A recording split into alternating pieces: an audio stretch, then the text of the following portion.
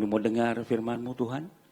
Melalui hamba-Mu Tuhan urapi, biar apa yang disampaikan pesan Tuhan melalui hamba-Mu boleh dapat disampaikan dengan baik.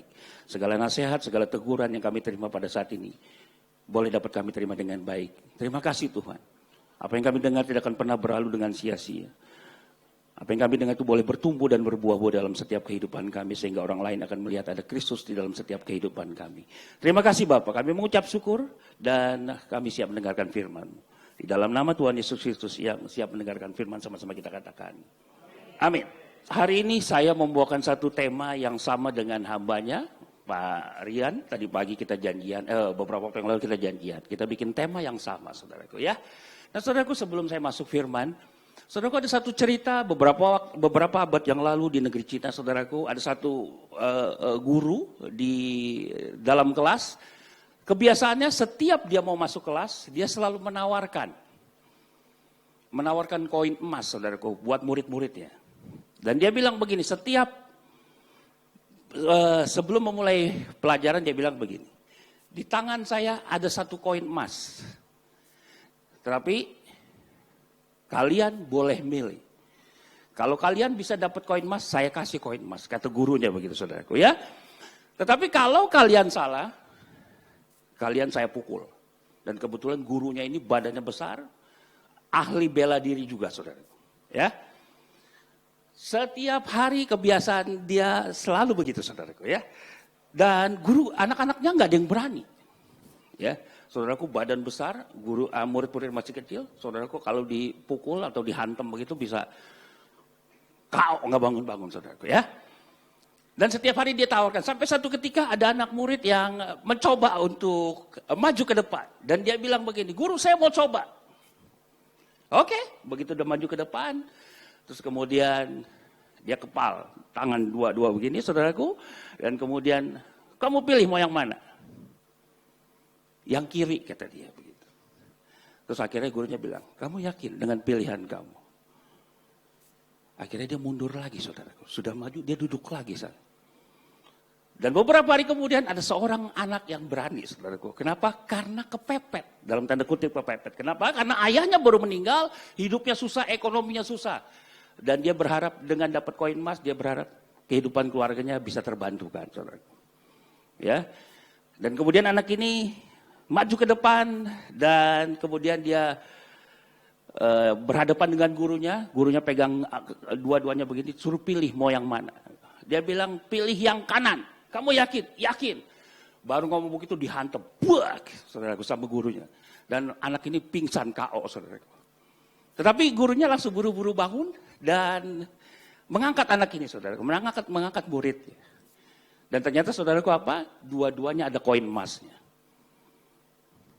Kemudian muridnya diangkat dan kemudian dikasih tahu. Ini hanya sebuah ilustrasi, tetapi dia bilang begini, setiap pilihan yang kita pilih, itu selalu punya konsekuensinya. Amin saudaraku? Setiap apapun yang kita pilih punya konsekuensi, baik konsekuensi buruk maupun konsekuensi yang baik. Amin saudaraku? Kita lihat di dalam Yosua, saudaraku. Yosua 24 ayat 15. Kalau saudaraku hari ini memilih, engkau beribadah kepada Tuhan, kau sudah menerima konsekuensi yang baik. Kau menerima berkat Tuhan. Amin. Kita baca sama-sama ya. Ini saya singkat saja biar nggak terlalu panjang. 2, 3. Tetapi jika kamu anggap tidak baik untuk beribadah kepada Tuhan, pilihlah pada hari ini kepada siapa kamu akan beribadah. Tetapi aku dan seisi rumahku, kami akan beribadah kepada Tuhan. Amin. Hari ini saya kasih temanya choice, pilihan. Ya. Tadi pagi hambanya juga sudah berbicara tentang pilihan hidup. Pilih yang mana gitu. Tadi ya bro ya judulnya bro ya. Nah saudaraku hari ini juga sama. Ya. Pepatah lama bilang begini saudaraku. Hidup manusia dimulai dengan kelahiran. Ya. Dimulai dari huruf B. Born. Birth. Itu lahir saudaraku.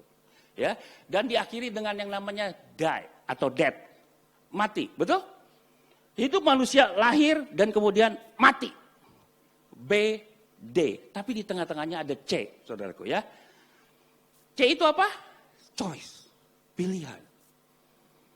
Halo? Jadi selama dari kita lahir sampai kita hidup, Sampai kita mati, saudaraku. Di tengah ini ada panjang perjalanan. Dan setiap hari ada yang namanya pilihan. Ya, amin saudara. Ketika kita bangun tidur, kita sudah memilih apakah kita mau ibadah pagi, siang, yang kedua, apa yang ketiga. Ya, ketika kita bangun tidur, kita melek mata, kita pegang handphone, atau kita pegang Alkitab, atau kita mau berdoa, atau kita langsung mandi, atau mungkin kesiangan langsung kabur dan sebagainya dan sebagainya. Setiap hari kita diperhadapkan pada puluhan dan ratusan pilihan. Amin, Bapak Ibu. Saudaraku, dari zaman Eden, dari zaman Adam pun, ketika Taman Eden dijadikan Tuhan, ya, tadi hambanya juga sudah singgung, saudaraku, mengenai pilihan. Saudaraku, Tuhan menciptakan Adam luar biasa. Semua boleh di ini, cuma satu yang tidak boleh disentuh. Tetapi itu yang menggiurkan dan itu menarik, saudara. Menurut Adam pada saat itu, oke? Tuhan kasih pilihan. Dan hari ini juga saudaraku, Tuhan kasih pilihan buat kita semua. Ketika Bapak Ibu memilih untuk hari ini beribadah. Dan Anda berkata, hari ini kami dan sesi keluargaku akan beribadah kepada Tuhan. Wow, keren sekali. Saudara. Amin. Yang gak mau ibadah, ya enggak apa-apa. Itu pilihan. Apakah kita menghakimi? Enggak, itu silakan. Itu pilihan, saudara. Lagi-lagi, orang manusia hidup. Dimulai dari dari lahir. Dan sampai kematian, death. Di tengahnya ada perjalanan panjang, saya ulang saudara. Setiap hari kita memilih. Ketika kita bangun pagi, kita juga langsung diperhadapkan pada satu tindakan-tindakan terus, pekerjaan, aktivitas terus sampai malam. Dan ketika malam pun kita ada pilihan lagi. Mau tidur lampunya nyala atau mau tidur lampunya gelap. Mau tidur sebelum tidur, mau nonton TV atau mau langsung tidur atau sebagainya. Kita setel TV, kita timer setengah jam, 1 jam, dan seterusnya dan seterusnya. Ada setiap hari puluhan, ratusan pilihan. Oke? Saya akan coba sampaikan dalam bahasa yang sederhana, saudaraku. Ketika kita memilih, kita mau niat hidup baik atau niat hidup jahat. Ya, saya mau punya pilihan sama Pak Yakub, mau niat baik atau niat jahat. Kemudian misalkan saya punya angan-angan ketika saya jomblo, saya mau menikah muda atau saya mau menikah tua, saudara. Artinya saya mau mendahulukan karir, saya mau bekerja dulu, saya mau mengumpulkan uang dulu, baru saya menikah. Atau saya mau nikah muda. Ya. Kemudian sesudah nikah, mau nikahnya gaya apa? Gaya modern, gaya adat istiadat, gaya tradisional. Atau apa segala macam. Mau pakai ada acara tepai, mau acara macam-macam, acara Batak dan sebagainya. Sesudah nikah nanti kita honeymoon di mana? Mau di Ancol, mau di Bali, mau di luar negeri, di Eropa atau di mana? Betul? Saya akan coba lihat supaya Bapak Ibu mengerti. Ya.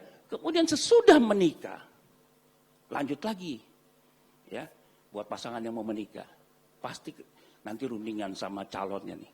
Mau anaknya 3 apa anaknya 6? Ya, atau mau anaknya lebih dari 6? Oke? Sesudah nanti anaknya lahir, nanti mau sekolah di swasta atau sekolah di negeri, lanjut terus saudaraku. Sesudah nanti sekolah terus kemudian mau kuliah di mana? Mau kuliah di negeri atau kuliah di swasta? Sesudah nanti kalau dia kuliah di swasta, saya harus kumpulin uang. Uangnya banyak dan seterusnya dan seterusnya. Sesudah lulus kuliah anak saya, mau jadi pengusaha apa mau jadi pekerja? Atau mungkin yang lebih rohani, ketika beribadah, atau ketika menjadi anggota gereja, mau jadi jemaat atau mau jadi pelayan. Nah ketika mau jadi pelayan juga diperhadap, mau jadi pemusik atau mau jadi penari, atau menjadi pengkhotbah atau menjadi, dan seterusnya dan seterusnya. Setiap hari kita diperhadapkan pada situasi pilihan. Amin, saudaraku?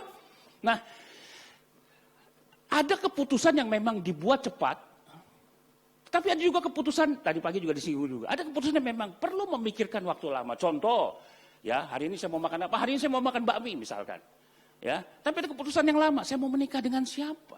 Ketika saya berkenalan dengan orang pun, saya memerlukan waktu untuk memutuskan untuk menikah. Kenapa, saudaraku? Ada keputusan-keputusan yang memang atau tindakan-tindakan yang mengakibatkan konsekuensi, saudaraku. Salah memasak nasi, ini Bapak Ibu pasti sudah tahu, ya. Salah memasak nasi jadi bubur, menyesalnya cuma 1 hari. Betul ya? Salah potong rambut, ya kayak saya kalau dipotong rambut. Kenapa, saudaraku? Kayaknya menghina sekali. Oh enggak ya, saudaraku ya. Saya mengikuti Elisa dan Paulus koko saya, saudaraku ya. Haleluya. Nah salah potong rambut menyesalnya 1 bulan. tinggal kelas atau tidak naik kelas, menyesal selama 1 tahun. Salah pilih pasangan, menyesalnya berapa? Seumur hidup. Oke? Salah pilih juru selamat, nyesal selamanya. Tuh keren juga saudaraku ya. Ini sebenarnya pepatah jalur, tapi saya reminder buat kita semua ya. Jadi saudaraku, setiap keputusan yang kita ambil itu menghasilkan atau mendapatkan konsekuensi. Oke? Nah saudaraku, hari ini saya mau kasih judul choice. Pilihan hidup. Ya.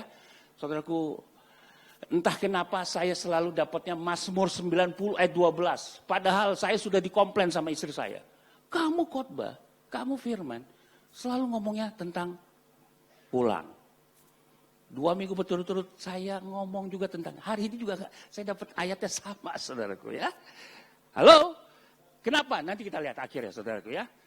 Mazmur 90 ayat 12. Ajarlah kami menghitung hari-hari sedemikian, hingga kami beroleh hati yang bijaksana. Ayat yang sama beberapa minggu lalu saya pakai. Saya kenapa dapat ayat ini juga saudara. Jadi 3 minggu berturut saya mengingatkan lagi. Cuman lagi waktu itu saya bicara tentang waktu. Bicara tentang time.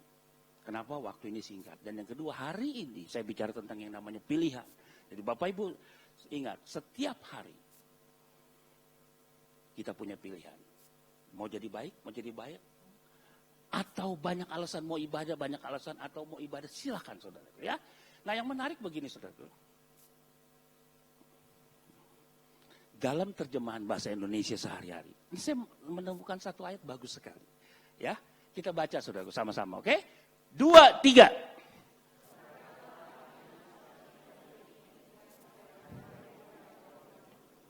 Oke?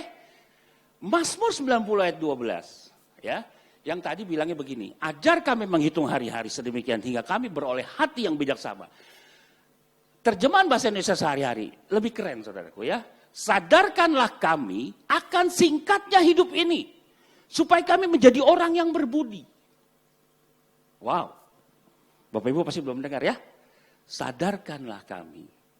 Kenapa? Supaya kita jadi orang yang berbudi. Singkatnya hidup ini. Halo. Saudaraku, Matius 5, jelas dikatakan Matius 5 ayat yang 13-16. Dikatakan bahwa kita adalah garam dunia. Tuhan Yesus yang ngomong. Kamu adalah garam dunia. Pertanyaannya begini saudaraku. Dipilih lagi.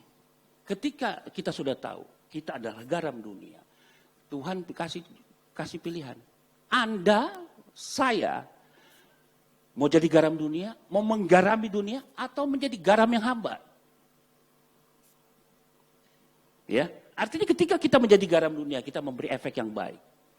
Memberi sesuatu yang baik buat orang di sekitar kita. Tetapi kalau kita mau jadi hambar, ya sudah. Hanya menjadi garam yang disimpan dan kemudian menjadi berair dan kemudian menjadi keras, menjadi batu. Dan lama-lama asinnya hilang, jadi hambar. Dan di ayat berikutnya dibilang, kamu adalah terang dunia. Bapak Ibu mau menjadi terang atau sebaliknya Bapak Ibu menjadi gelap. Kalau Bapak Ibu menjadi terang, Bapak Ibu pasti akan menjadi berkat buat orang lain. Makanya Bapak Ibu perhatikan, setiap saya mau doa firman, saya cuma bilangnya begini. Setiap firman yang didengar, itu boleh bertumbuh dan berbuah.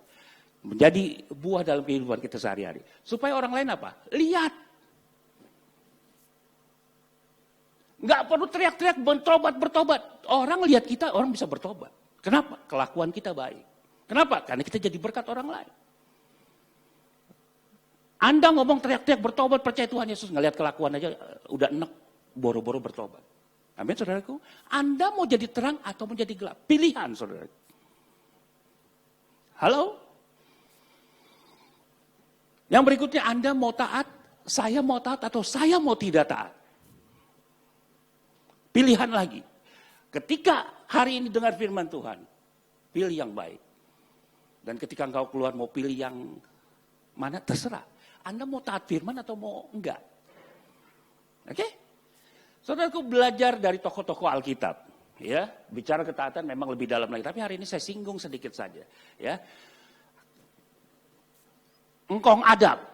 Ya, tadi di awal sempat kita singgung. Semua suruh boleh, cuma satu.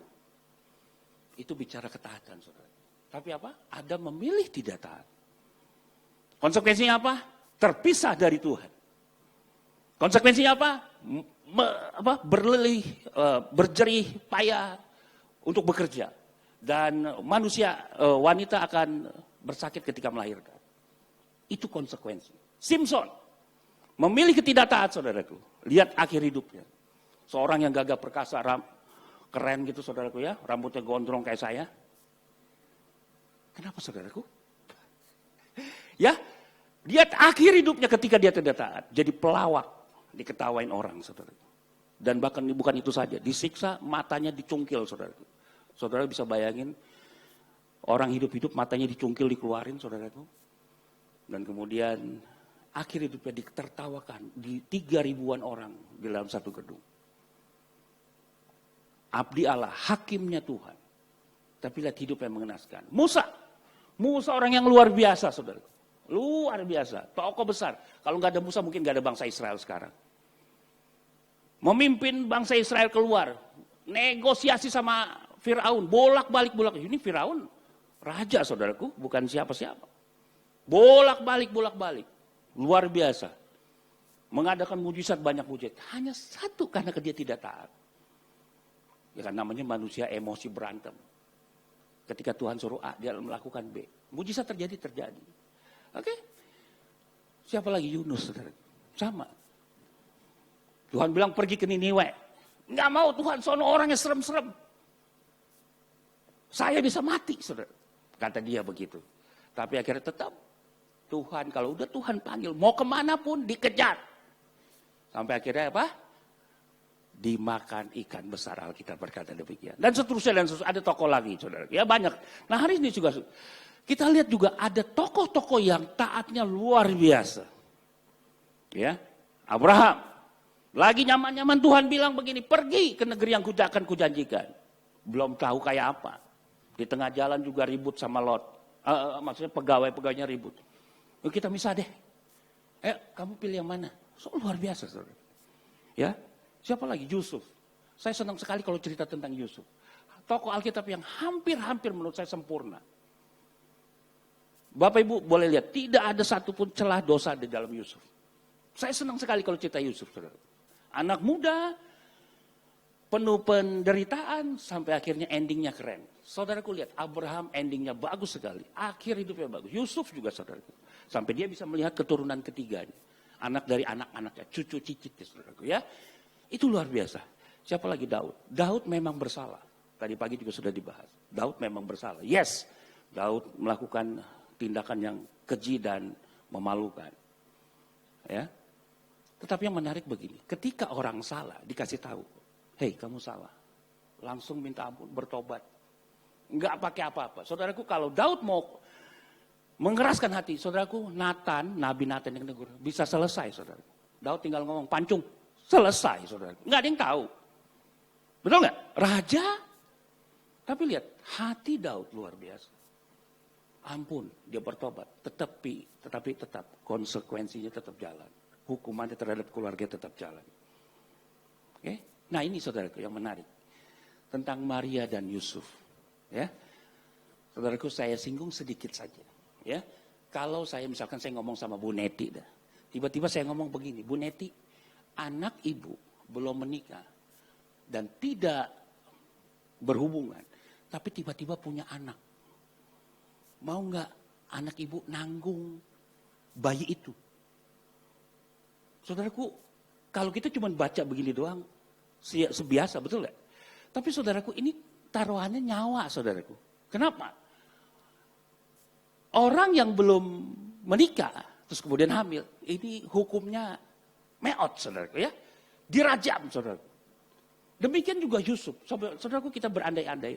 Kalau malaikat datang ke anak umur belasan tahun, tiba-tiba begini, kamu akan mengandung.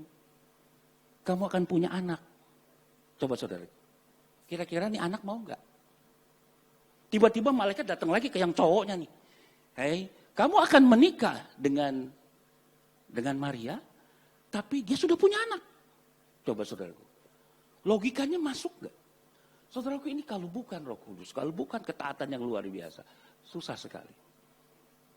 Betul nggak Bapak? Ya. Dan Alkitab berkata, bukan saja ketika hamil, bukan saja selesai berhenti sampai di situ, ketika hamil pun dikejar-kejar sampai dia harus mengungsi ke Mesir. Mau lahir pun sama, dia harus pergi juga. Dan kemudian sesudah lahir pun dia harus malam-malam dia harus bersembunyi pergi supaya jangan dibunuh sama Herodes. Tidak berhenti sampai di situ saja, saudaraku.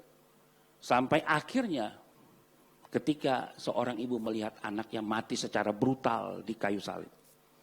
Luar biasa. Kalau bukan ketaatan yang luar biasa. Amin. Itu pilihan. Ujian sejati iman dan kepercayaan kita datang di dalam ketaatan kepada Tuhan. Setuju nggak Bapak Ibu? Obedience. Ternyata ada mati di situ. Ada kata die. Wow. Halo? Ujian sejati iman dan kepercayaan kita datang dalam ketaatan kita kepada Tuhan. Saudaraku, tidak bisa seorang dibilang taat hanya karena dari pelayanan saja. Tidak bisa datang dari sesuatu yang bikin nyaman saja. Tapi lihat, dibuktikan dari ketaatan kita kepada Tuhan. Amin. Ini pepatah lama. 1 ons ketaatan lebih berharga daripada 1 ton doa. Bapak Ibu boleh nggak setuju nggak apa-apa, ini bukan firman Tuhan. Tapi saya setuju sekali. Anda boleh berdoa, Anda boleh baca Alkitab, tapi ya kalau Anda tidak yang taat, omong kosong. Ya. Jadi saudaraku, 1 ons ketaatan lebih berharga daripada 1 ton doa. Ini pepatah lama, saudara Bapak Ibu pasti sudah tahu. Saya ingetin hari ini. Ya. Tapi buat saya, yes, ini saya setuju sekali. Ya. Nah, mengapa harus memilih pilihan hidup yang tepat dan bijaksana? Ya, dari ayatnya kan, supaya kami beroleh hati yang bijaksana. Kenapa kita harus memilih pilihan hidup yang bijaksana? Kenapa? Maju ke ayat 2 ayat berikutnya. Mazmur 90 ayat 10, saudara. Ya, kelihatan nggak? Bisa diputihin? Ya, oke. Kenapa? Karena masa hidup kita 70 tahun. Dan jika kita kuat 80 tahun. Dan kebanggaannya adalah kesukaan dan penderitaan sebab berlalunya buru-buru dan kami melayang lenyap. Saudaraku, ayat yang sama beberapa waktu yang lalu saya pakai lagi. Jadi saudaraku, hidup ini singkat. Harus hidup bijaksana. Pilih yang benar. Amin. Hari ini temanya gak enak banget ya. Suruh milih sih. Tapi kayaknya serem amat gitu ya. Amin. Pilihan hidup. Kenapa? Tadi saya ulang. Lahir, mati. Di tengah-tengah banyak pilihan. Dan Alkitab berkata, hidup ini singkat. Anda mau pilih yang mana? Tuhan Yesus sudah melakukannya lebih dulu. Dalam keadaan sebagai manusia, Ia telah merendahkan dirinya dan taat sampai mati. Bahkan sampai mati di kayu salib. Amin. Halo. Ya, saudaraku, dalam keadaan manusia, Tuhan sudah contohin buat kita semua. Tuhan telah merendahkan dirinya dan taat sampai mati. Bukan sampai mati, saudaraku. Bahkan sampai mati di kayu salib. Ya, suatu yang sangat-sangat terhina ketika orang mati di kayu salib. Amin. Saya tutup dengan satu kalimat terakhir, saudaraku. Nanti saya undang para pemusik, para pemuji untuk boleh naik ke atas, saudara. Ini satu cuplikan atau satu kata dari sahabat saya. Ya, Pastor Yafet, dia bilang begini, saudara. Kekuatan menghadapi masa sukar itu bagus. Yes. Tetapi ketaatan menghadapi masa sukar itu lebih bernilai. Ulang-ulang. Kita baca sama-sama, oke? 2, 3.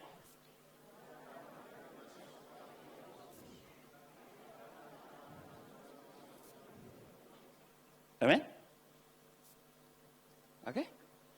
Kekuatan menghadapi masa sukar itu bagus. Yes, kita perlu kekuatan ketika saat-saat ini mungkin hari-hari yang sangat sulit. Ya. Tetapi ketaatan menghadapi masa sukar itu lebih bernilai. Engkau taat, engkau tetap beribadah. Engkau taat, engkau tetap membaca firman. Engkau tetap berdoa. Engkau tetap memberkati orang lain. Itu keren, Bapak Ibu. Oke? Lagi-lagi, pilihannya ada Bapak Ibu sama-sama. Amin. Kenapa? 3 minggu berturut-turut saya bicara tentang ini, saudara. Saya juga nggak tahu dapatnya ini, saudara. Tapi yang pasti, sekali lagi saya ulang. Hidup ini singkat. Ya. Ini bagus sekali ya, sebentar saya ulang.